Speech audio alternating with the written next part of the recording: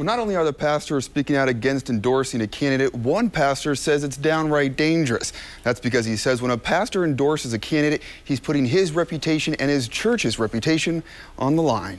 I've never seen a time in my 38 years of life, I've never seen a time where there's more emotion around an election. At Journey Church in Norman, Pastor Clark Mitchell is giving sermons about issues facing America, not about politics. It's part of his series, Ballot Box 08. Throughout this series, we're not going to talk about to vote Republican or vote Democrat or Independent or anything else. Steering away from a political debate is something Pastor Mitchell says he's careful to do, not just because it's the law, but because he says it isn't his job. My role as a pastor is to help people understand the scriptural truths in our response to the issues and not necessarily a way to vote.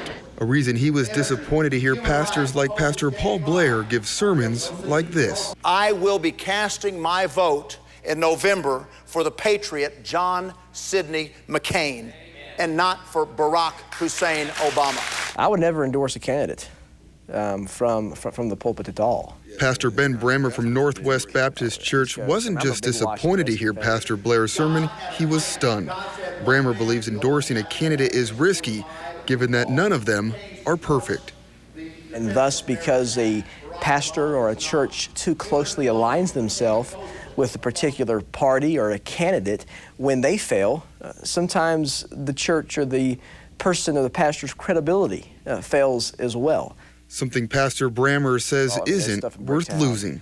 If I'm going to get in trouble, I want to get in trouble over preaching that Jesus is the only way.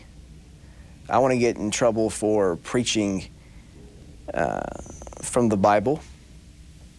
Those are hills on which I would die. I'm not going to die on politics. Now, I asked both pastors today if those pastors who endorse candidates should get fined by the IRS. Well, both say while they disagree with what they did, a fine is probably too much. Instead, they hope they realize what they're doing and choose not to do it again.